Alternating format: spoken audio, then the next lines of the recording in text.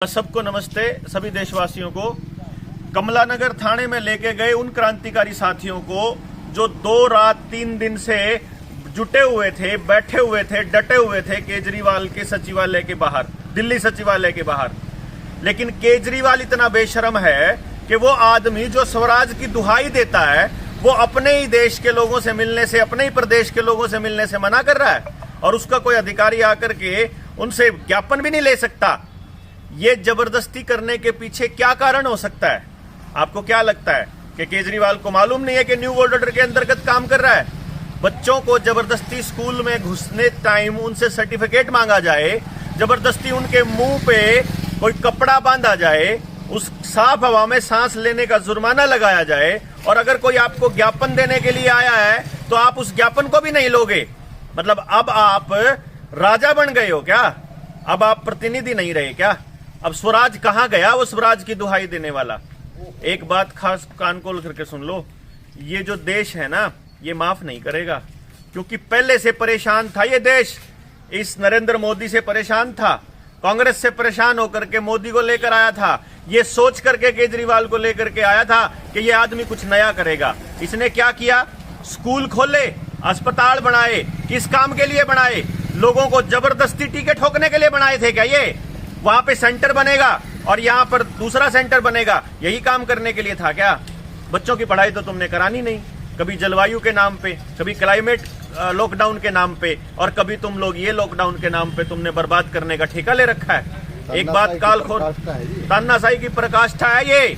और एक बात कान खोल के सुन लो, अगर आज हमारे साथी रिहा नहीं हुए तो कल नया हरियाणा चाल पड़ेगा दिल्ली खातर। और भाई मैं पहले से कहता लग रहा हूँ, हिसाब तो लेना पड़ेगा इन पे। जिनके साइड इफेक्ट आ रहे हैं उन सब ने भी लेना पड़ेगा, और जिनके दुकानदारी ठप हुई उनने भी लेना पड़ेगा, और जिनके बाड़का के धक्के तो ठोकन लाग रहे उनसे भी लेना पड़ेगा। कान खोल के सुन लो दिल्ली वालों, ऐसी बुजदिली की उम्मीद नहीं थी तुम लोगों से, और इस तरह की उम्मीद नहीं थी कि आपके लोग बैठे हुए हैं आपके बच्चों की लड़ाई लड़ने के और आप उनको अकेला छोड़ दो, और आपसे ये बिल्कुल उम्मीद नहीं थी। हरियाणा इस टाइम पे तैयार हो रहा है दिल्ली कूच करने के लिए, तो बहुत ज्यादा इस बात को आगे ना बढ़ाते हुए उन लोगों का, क्रांतिकारी साथियों का ज्ञापन ले लो चुपचाप, उसके ऊपर कार्रवाई शुरू कर दो। जनता आपसे डिमांड कर रही है कि जबरदस्ती नहीं सहन होगी। हरियाणा वाले सरकार का तो लिया बट्ठा गोड़, उन्हें अनिल विज, पिलीविज, खट्टर पट्टर इनका दो लिया। ये तो इवनू कह रहे हैं भला हम तो कुछ नहीं मांगते थार पैदा है। लेकिन याद रखिए, ये लॉकडाउन नहीं हटने वाला, दोबारा लगेगा आपके ऊपर, दोबारा जबरदस्तियां आएंगी, टेलीविजन के जरिए आपको दोबारा से डराने का खेल खेला जाएगा।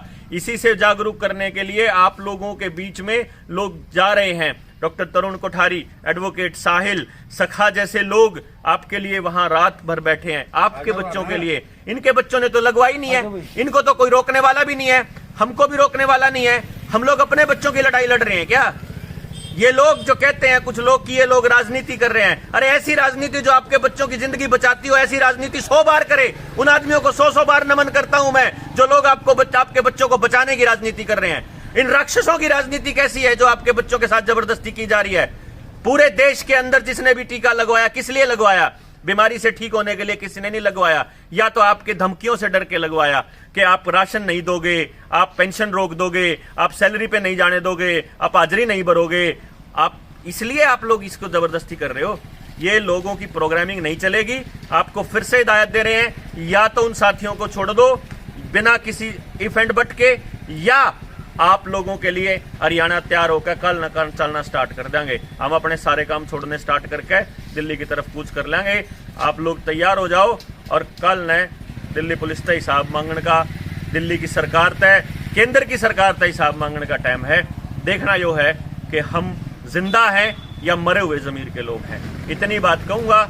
आप लोगों से गुजारिश ये है, सचेत रहो, जागरूक रहो, अपने बच्चों के लिए आवाज उठाते रहो। धन्यवाद, बहुत बहुत धन्यवाद।